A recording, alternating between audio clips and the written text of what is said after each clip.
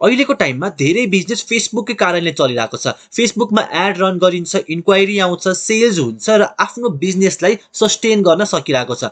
यदि तपाईँ फेसबुकमा बुस्ट पोस्ट गरेर एड रन गर्दै हुनुहुन्छ र बुस्ट अनअभाइलेबल प्रब्लमले हैरान हुनुभएको छ भने यसको टेम्पोररी होइन, पर्मनेन्ट सोलुसन खोज्न एकदमै इम्पोर्टेन्ट छ र यसको पर्मनेन्ट सोलुसन हो मेटा एड्स म्यानेजर। फेसबुकमा हामीले दुईटा अप्सनले एड रन गर्न मिल्छ, एउटा भनेको बुस्ट पोस्ट र अर्को भनेको मेटा एड्स म्यानेजरबाट।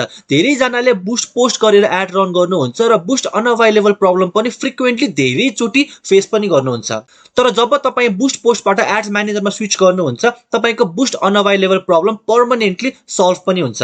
र मेटा एड्स म्यानेजर अहिलेसम्म युज गर्नुभएको छैन भने तपाईँले धेरै ठुलो अपर्च्युनिटीलाई मिस गर्दै हुनुहुन्छ। आउनुहोस् यो भिडियोमा बुझौँ कि आखिर हामीले बुस्ट पोस्टबाट एड्स म्यानेजरमा किन स्विच गर्ने त। फर्स्ट म तपाईँहरूलाई बुस्ट पोस्टको बारेमा केही कुराहरू बुझाउन चाहन्छु, बुस्ट पोस्ट गर्दाखेरिको प्रोज र कन्सहरू के छ त भनेर।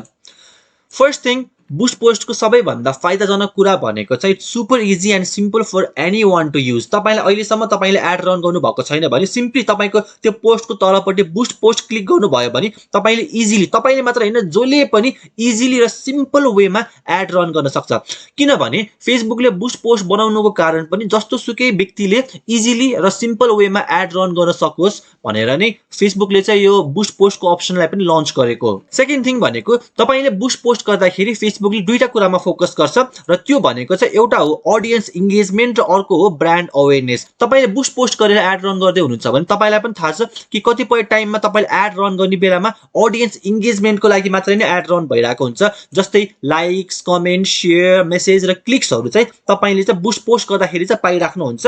र अर्को भनेको चाहिँ ब्रान्ड अवेरनेस। यदि तपाईँ स्टार्टिङ गर्दै हुनुहुन्छ आफ्नो बिजनेसमा र तपाईँ फेसबुकमा एड रन गर्न पनि भर्खर सिक्दै हुनुहुन्छ भने boost post is the right option for you. किनभने तपाईँले सिम्पली यही अप्सनबाट नि तपाईँले अडियन्सको इन्गेजमेन्टहरू तपाईँले गेन गर्न सक्नुहुन्छ र आफ्नो ब्रान्डलाई पनि अवेर गराउन सक्नुहुन्छ। सो यो दुईटा कुरामा चाहिँ बुस्ट पोस्टले चाहिँ फोकस गरिरहेको हुन्छ। हामीहरूले बुस्ट पोस्ट गर्दाखेरि तीनटा स्टेपबाट इजिली आफ्नो एड रन गर्न सक्छौँ। सो त्यो स्टेप फलो गर्नको लागि चाहिँ फेसबुकले हामीहरूलाई तीनटा कुरा मागिरहेको हुन्छ। फर्स्टमा who you want to reach, तपाईँले एड रन गर्ने बेलामा कुन चाहिँ अडियन्सले आफ्नो एड देखाउन चाहनुहुन्छ त्यो कुरा तपाईँले हाल्न सक्नुहुन्छ। तपाईँको म्याक्सिमम बजेट कति छ त्यो एड रन गर्नको लागि, फर इक्जाम्पल $50 तपाईँ 1 विक गर्नुहुन्छ भने त्यो तरिकाले तपाईँले सेट पनि गर्न सक्नुहुन्छ। र अर्को भनेको तपाईँले कति ड्युरेसनसम्म आफ्नो एड रन गर्न चाहनुहुन्छ, सो त्यो कुराहरू चाहिँ तपाईँले बुस्ट पोस्टमा गर्न सक्नुहुन्छ।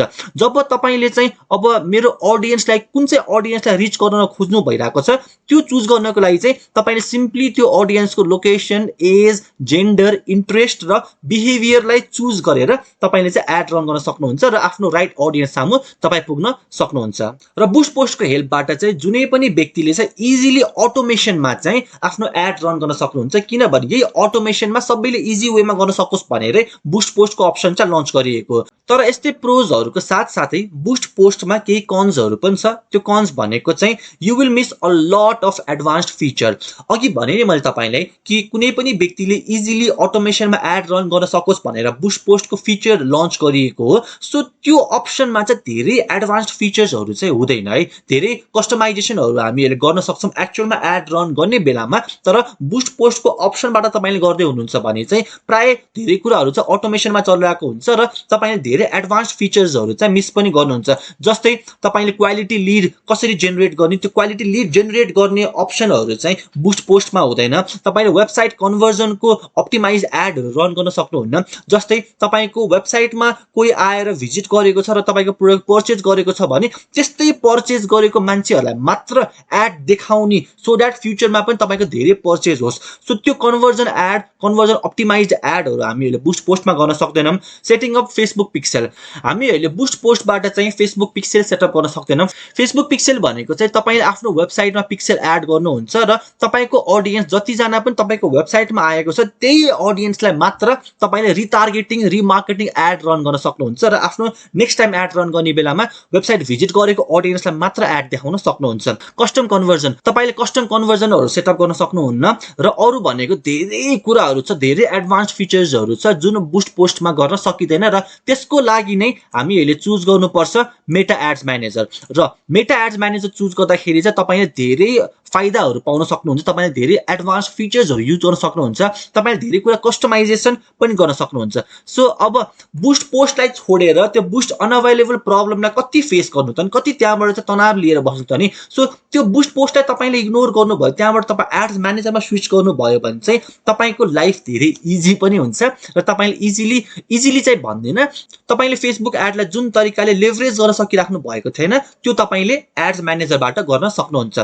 सो फर्स्ट थिङ भनेको चाहिँ एड्स म्यानेजर चाहिँ इजिली तपाईँले बुस्ट पोस्ट गरेको जसरी चाहिँ गर्न सक्नुहुन्न। अलिकति कम्प्लेक्स छ है, म धेरै कम्प्लेक्स पनि भन्दिनँ, it is little complex to understand, but once you understand it properly you will create wonders with Meta ads manager.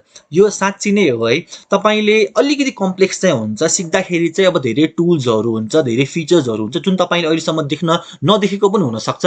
So त्यो भन्दैमा चाहिँ तपाईँले गर्न सक्नुहुन्न भन्ने चाहिँ छैन, किनभने म आफैले पनि स्टार्ट गर्ने बेलामा like I was totally confuse, तर बिस्तारै तपाईँ लाइक गर्न स्टार्ट गर्नु भइसकेपछि नि इजिली तपाईँले चाहिँ त्यसको फाइदाहरू चाहिँ बुझ्नुहुन्छ र तपाईँको हात बसिसकेपछि चाहिँ तपाईँले बुस्ट पोस्टमा एड रन गरेको जसरी नै एड्स म्यानेजरमा पनि एड रन गर्न सक्नुहुन्छ।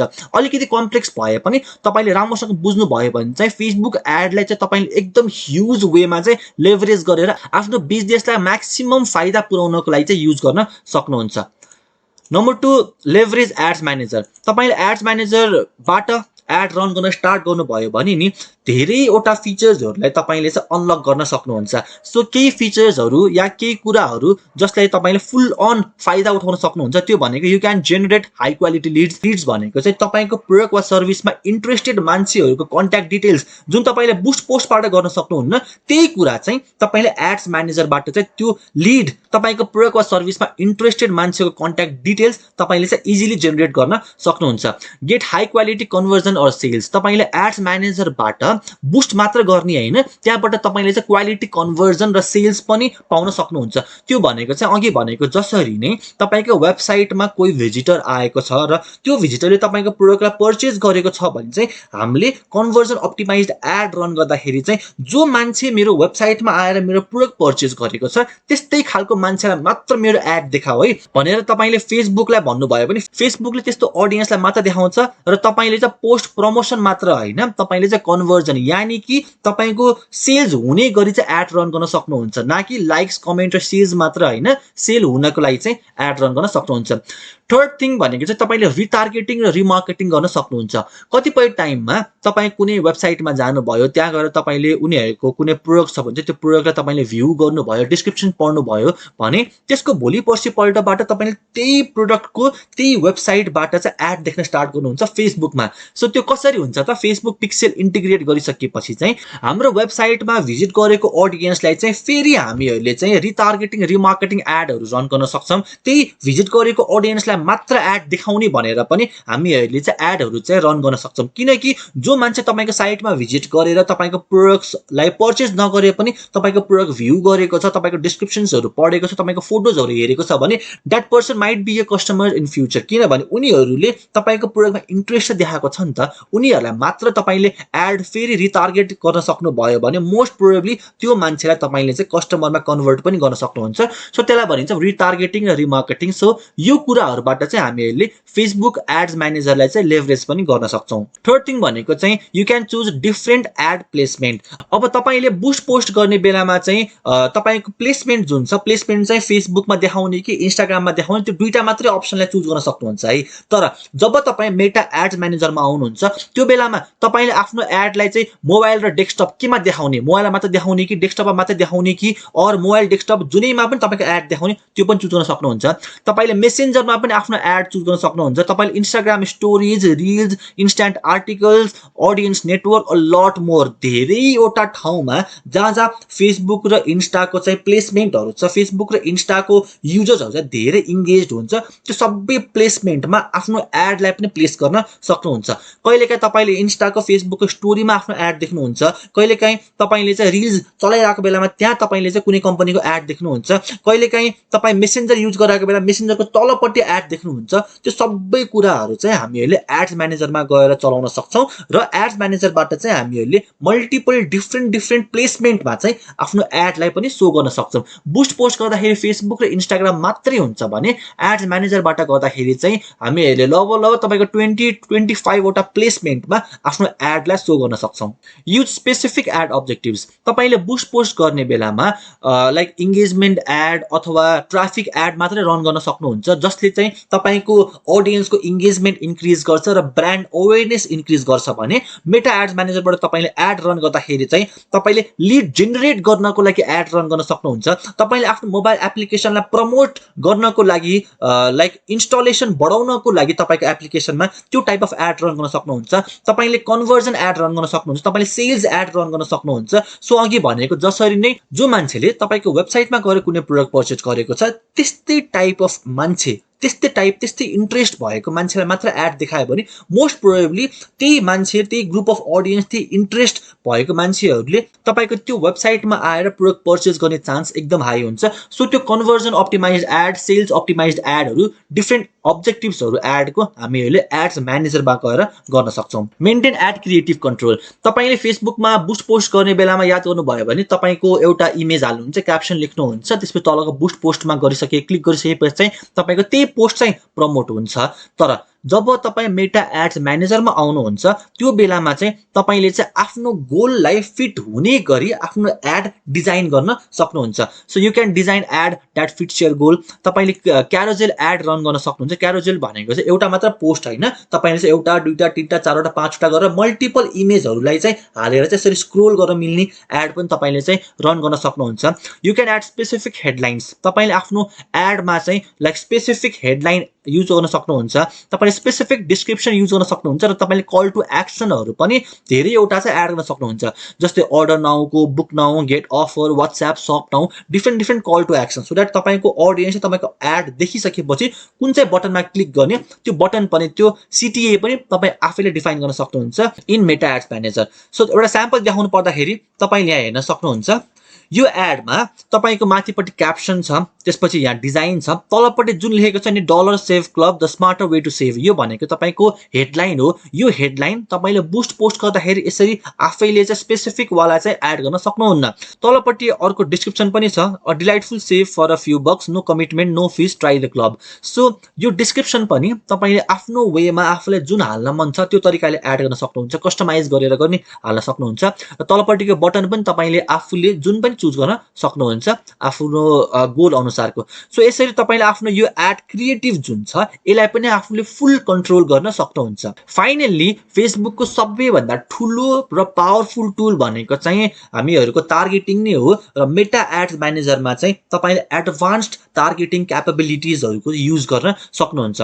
फर इक्जाम्पल हामीहरूले चाहिँ फेसबुक पिक्सेल सेटअप गर्न सक्छौँ। आफ्नो वेबसाइटमा पिक्सेल हालिसकेपछि चाहिँ त्यही वेबसाइटमा भिजिट गरेको अडियन्सलाई मात्र एड देखाउने त्यो गर्न सक्छौँ। हामीहरूले कस्टम कन्भर्जन सेटअप गर्न सक्छौँ। हामीहरूले कन्भर्जन अप्टिमाइज्ड एड रन गर्न सक्छौँ। जो अडियन्सले हाम्रो प्रोडक्ट पर्चेज गर्ला उनीहरूलाई मात्र एड देखाएर पनि हामीहरूले त्यस्तो अप्टिमाइज्ड एड रन गर्न सक्छौँ। अर्को भनेको चाहिँ हामीहरूले कस्टम र लुक लाइक अडियन्स पनि क्रिएट गर्न सक्छौँ। फर इक्जाम्पल हाम्रो वेबसाइटमा भिजिट गरेको अडियन्सलाई मात्र हामीहरूले एड देखाउने त्यो कस्टम अडियन्स भयो भने चाहिँ त्यो वेबसाइटमा भिजिट गरेको अडियन्स जस्तै त्यो सिमिलर इन्ट्रेस्ट सेयर गर्ने, सिमिलर बिहेभियर सेयर गर्ने चाहिँ अरू मलाई 1 लाख अडियन्स चाहियो भने चाहिँ त्यसलाई चाहिँ लुक लाइक अडियन्स भनिन्छ। सो त्यो पनि तपाईँले चाहिँ एड्स म्यानेजरमा पनि गर्न सक्नुहुन्छ। र फाइनल्ली भनेको चाहिँ रिटार्गेटिङ र रिमार्केटिङ गर्न सकिन्छ। कुनै पनि अडियन्स तपाईँको वेबसाइट भिजिट गरेको छ भने चाहिँ मोस्ट प्रोबेबली त्यही मान्छेले फेरि तपाईँको एड देख्यो भने त्यो मान्छे तपाईँको कस्टमर हुने चान्सेस एकदम हाई हुन्छ, किनभने त्यो इन्ट्रेस्ट भएर त तपाईँको साइट भिजिट गरेको छ नि त। सो त्यो पनि हामीहरूले चाहिँ मेटा एड्स म्यानेजरमा गर्न सक्छौँ। अब मैले यो भिडियोमा चाहिँ तपाईँलाई बुस्ट अनअभाइलेबललाई चाहिँ कसरी बुस्ट पोस्टमा हामीहरूले चाहिँ कन्भर्ट गर्ने त्यो सिकाउन खोजेको होइन। मैले तपाईँहरूलाई चाहिँ बुस्ट पोस्ट भन्दा पनि मेटा एड्स म्यानेजरलाई चाहिँ चलाउन स्टार्ट गर्नुहोस्, किनभने यो चलाउन तपाईँले स्टार्ट गर्नुभयो भने चाहिँ बुस्ट पोस्ट भन्दा पनि बेसी फिचर्स, एडभान्स्ड फिचर्सहरू चाहिँ मेटा एड्स म्यानेजरमा छ र तपाईँले जुन वेमा गर्दै हुनुहुन्थ्यो त्यो वे भन्दा पनि इन्टु 10 टाइम्स तपाईँले यो एड्स म्यानेजरमा गएर गर्न सक्नुहुन्छ। अब यो कता गएर गर्ने त भन्दाखेरि चाहिँ सिम्पली तपाईँले आफ्नो फेसबुक ओपन गर्नु भइसकेपछि चाहिँ facebook.com/ads ADSMANAGER म्यानेजर भनेर सर्च गर्नुभयो भने चाहिँ तपाईँको चाहिँ यसरी यो एउटा प्लेटफर्म ओपन हुन्छ। ओपन भइसकेपछि यो राइट साइडमा यो क्याम्पेन्स भनेर छ, यहाँ तपाईँले क्लिक गर्नुभयो भने चाहिँ तपाईँको यसरी यो पार्ट ओपन हुन्छ र यहाँ गएर चाहिँ तपाईँले आफ्नो एडहरू रन गर्न सक्नुहुन्छ। सो यो मेरो एउटा एड अकाउन्ट हो, मेरो चाहिँ मल्टिपल एड अकाउन्टहरू छ। यो एउटा एड अकाउन्टमा चाहिँ लगभग अहिलेसम्म मैले चाहिँ $1933 USD लाइक स्पेन्ड भइसकेको छ र यसबाट चाहिँ मैले चाहिँ फुल अन लेभरेज चाहिँ पाउन सकिरहेको छु र यहाँबाट चाहिँ मैले आफ्नो बिजनेसलाई पनि मजाले ग्रो गर्न सकिरहेको छु। सो बुस्ट पोस्टको अप्सनलाई छोडेर अब तपाईँ मेटा एड्स म्यानेजरमा चाहिँ स्विच हुनुभयो भने चाहिँ तपाईँले फेसबुक एडलाई जुन वेमा गरिराख्नु भएको थियो त्यो भन्दा इन्टु 10 or 20 टाइम्स बेसी आफूलाई प्रॉफिट हुने गरी चाहिँ तपाईले एड रन गर्न सक्नुहुन्छ। आई होप तपाईलाई यो भिडियो राम्रो लाग्यो होला। यदि तपाईले यो भिडियोबाट केही भ्याल्यु पाउनु भयो भने तलको लाइक बटनलाई क्लिक गरेर आफ्नो थट पनि कमेन्टमा शेयर गर्नु होला। Thank you so much for watching this video. See you on the next video.